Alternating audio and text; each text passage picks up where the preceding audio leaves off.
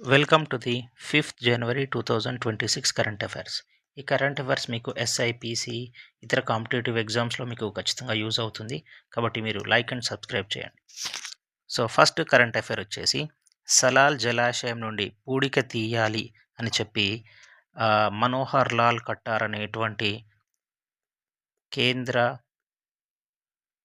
విద్యుత్ శాఖ మంత్రి గారు చెప్పారు. సో ఈ సలాల్ జలాశయం ఎక్కడుందంటే జమ్మూ కాశ్మీర్లో ఉంది. ఈ సలాల్ జలాశయాన్ని ఎక్కడ నిర్మించారు అంటే చీనాబ్ నదిపై.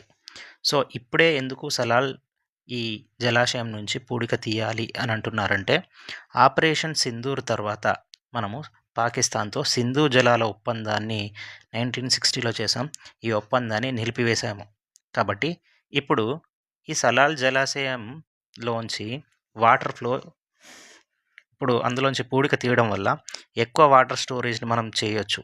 ఇలా ఎక్కువ వాటర్ స్టోరేజ్ చేస్తే మనము ఈ హైడ్రో పవర్ కోసం వాడుకోవచ్చు అని చెప్పి national hydro power corporation limited మంత్రి అయినటువంటి విద్యుత్ శాఖ మంత్రి అయినటువంటి మనోహర్ లాల్ ఖట్టార్ గారు చెప్పారు.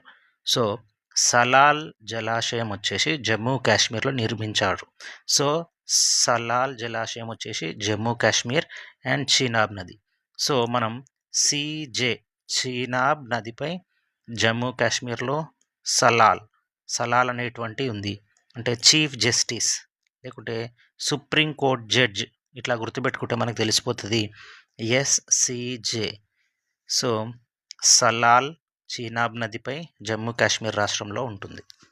నెక్స్ట్ జమ్మూ కాశ్మీర్ సీఎం వచ్చేసి ఉమర్ అబ్దుల్లా ఇది సెకండ్ టైము సీఎంగా పనిచేస్తున్నారు. ఈయన పార్టీ ఏంటిది అంటే Jammu Kashmir national conference, JKNC, Jammu Kashmir national conference.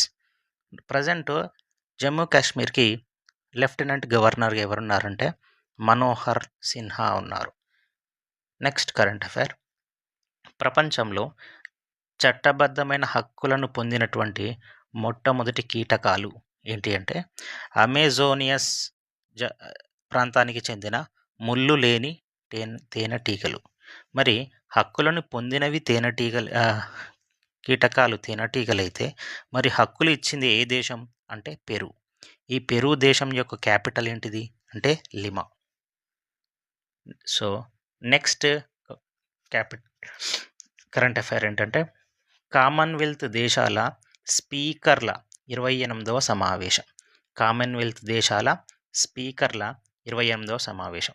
Sir ఏంటి కామన్వెల్త్ దేశాలు అంటే బ్రిటిష్ పరిపాలన కింద ఉండి స్వాతంత్రం పొందినటువంటి దేశాలన్నింటినీ కూడా కామన్వెల్త్ దేశాల్లో అంటారు. సో ఈ కామన్వెల్త్ దేశాల 28వ స్పీకర్ల సమావేశం ఎక్కడ జరుగుతుందంటే న్యూఢిల్లీలో జరుగుతుంది. ఎప్పటి నుంచి ఎప్పటి వరకు అంటే జనవరి 14 నుంచి 17 వరకు.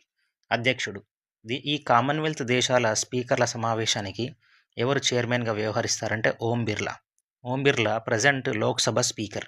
ఈయన 18వ లోక్సభ స్పీకర్. సో విరాట్ కోహ్లీతో అటాచ్ చేయండి, ఈజీగా గుర్తుంటారు. 18th అనమాట. సో దీన్ని ఏమంటున్నాం, ఈ మీటింగ్ పేరు CSPOC, conference of speakers and presiding officers of the Commonwealth. Next మరి ఈ మీటింగ్ ఎందుకోసం అంటే పార్లమెంటు విధానాలలో పాలనా సమర్థతను పెంచుకోవడానికి. So artificial intelligence next social మీడియాను వాడుకొని పార్లమెంటు సమర్థతను ఇంకా పెంచాలనేది ఈ సమావేశం యొక్క ముఖ్య ఉద్దేశం.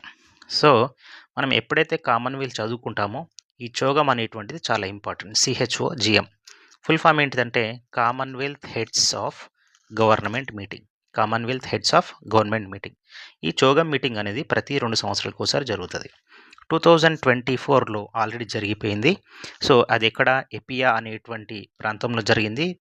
ఎపియా అనేటువంటిది ఎక్కడ ఏ దేశంలో ఉందంటే సమోవా. నెక్స్ట్ 2026లో జరగబోతుంది యాంటిగ్వాలో. ఇక్కడ ఉందంటే యాంటిగ్వా బార్బడోస్లో ఉంటుంది. నెక్స్ట్ ప్రపంచపు అతిపెద్ద బియ్యం ఉత్పత్తిదారు ఎవరు అంటే India.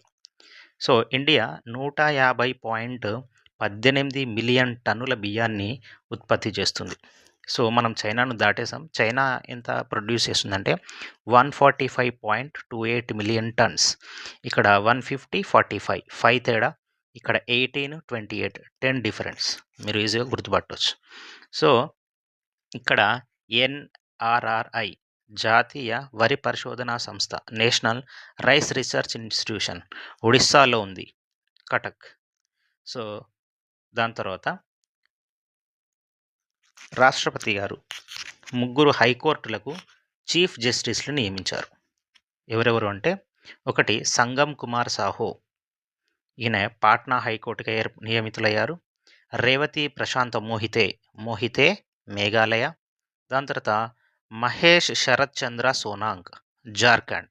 So, Mahindra Singh ధోనిని relate చేసుకోండి. ఇక్కడ జార్ఖండ్ దొరికిపోతుంది.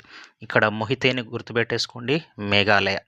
దాని తర్వాత సంగమ్ కుమార్ సాహో పాట్నాను గుర్తుపెట్టుకోండి.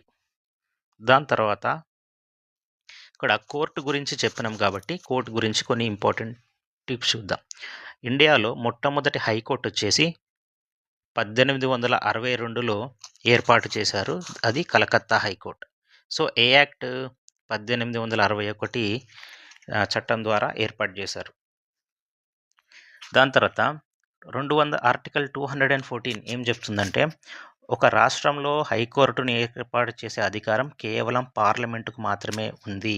ఇది ఆర్టికల్ నెంబర్ 214. దాన్ని కొంచెం రివర్స్ చేస్తే 241. అలాగే యూనియన్ టెరిటరీలో హైకోర్టుని ఏర్పాటు చేసేటువంటి అధికారం కూడా పార్లమెంట్‌కే ఉంటుంది. నెక్స్ట్ ఢిల్లీలో 1966వ సంవత్సరంలో ఒక ప్రత్యేకమైనటువంటి హైకోర్టుని ఏర్పాటు చేశారు. అంటే కేంద్రపాలిత ప్రాంతం అయ్యుండి ఒక ప్రత్యేకమైనటువంటి హైకోర్టును కలిగి ఉన్నటువంటి ఏకైక ప్రాంతం ఏదంటే అది ఢిల్లీ. సో, ప్రత్యేకమైన హైకోర్టుని కలిగిన ఏకైక కేంద్రపాలిత ప్రాంతం వచ్చేసి ఢిల్లీ. ఎప్పుడు ఏర్పాటు చేశారంటే 1966. నెక్స్ట్ భారతదేశంలో అత్యధిక జడ్జీలను కలిగి ఉన్నటువంటిది హైకోర్టు ఏదంటే అలహాబాద్ హైకోర్టు. దాని తర్వాత రెండవ ఖేలో ఇండియా బీచ్ గేమ్స్ ఎక్కడ జరిగింది అంటే 2026. సో, అది డయ్యూలో జరుగుతుంది. గోగ్లా బీచ్లో 5వ తారీఖు నుంచి 10వ తారీఖు వరకు, జనవరి 5th to 10th జరుగుతుంది. నెక్స్ట్ లడఖ్ స్పోర్ట్స్ పాలసీ 2025ని రిలీజ్ చేసినటువంటి లెఫ్టినెంట్ గవర్నర్ వచ్చేసి Kavinder Gupta. Next important current affair వచ్చేసి 3వ ప్రపంచ తెలుగు మహాసభలు. ఈ 3వ ప్రపంచ తెలుగు మహాసభలు ఎక్కడ జరుగుతున్నాయంటే గుంటూరులో జరిగాయి. ఎప్పటి నుంచి ఎప్పటి వరకు? 3rd నుంచి 5th వరకు. సో, దీనికి హాజరైనటువంటి ఒక ముఖ్యమైన వ్యక్తి ఎవరంటే ధరంబీర్ గోకుల్. ఈ ధరంబీర్ గోకుల్ ఎవరు అంటే మారిషస్ అధ్యక్షుడు. సో, ఇతనికి భారత మిత్ర, ఎందుకంటే మనకు ఫ్రెండ్లీ నేబరింగ్ కంట్రీ మారిషస్, అతనికి భారత మిత్ర అనేటువంటి అవార్డు లేదా బిరుదుని ఇవ్వడం జరిగింది. నెక్స్ట్ తిరుపతి జిల్లాలో ఉన్న మేనకూరు అనేటువంటి గ్రామంలో 4 గిగావాట్స్ సౌర ఫలకాల తయారీ పరిశ్రమను నెలకొల్పుతున్నట్టు వెబ్సోల్ రెన్యూవల్ ప్రైవేట్ లిమిటెడ్ తోటి ఆంధ్రప్రదేశ్ ప్రభుత్వానికి ఒక ఎంఓయు జరిగింది, మెమోరాండమ్ ఆఫ్ అండర్స్టాండింగ్ జరిగింది. దీని యొక్క పెట్టుబడులు ఎంత అంటే 3,538 crores. Next ADB, Asian development bank రుణం ఎవరికి అంటే తెలంగాణలో మూసీ రివర్ ఫ్రంట్ అభివృద్ధికి ఏడీబీ ఇస్తున్నటువంటి రుణం ఎంత అంటే 4,100 crores. So, ADB head quarters వచ్చేసి మనీలా, ఫిలిప్పీన్స్. దాని తర్వాత ఏడీబీ యొక్క అధ్యక్షుడు మసటో కండో. సో, మూసీ నది టాపిక్ వచ్చింది కాబట్టి మూసీ గురించి ఒకసారి చూద్దాం.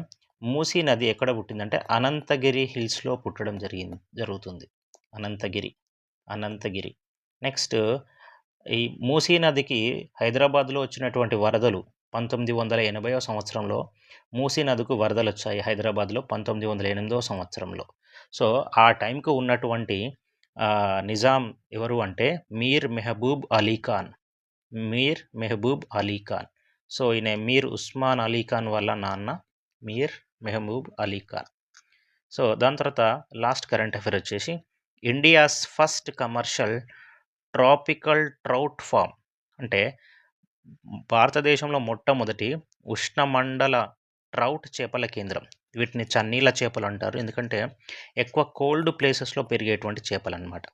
సో ఈ పరిశ్రమ ఎక్కడ నెలకొల్పుతున్నారు అంటే రంగారెడ్డి జిల్లా కందుకూరు మండలం గూడూరు గ్రామంలో ఏర్పాటు చేస్తున్నారు. సో దీనికి పెట్టిన పేరు ఏం పేరంటే rainbow trout farm. Thank you very much.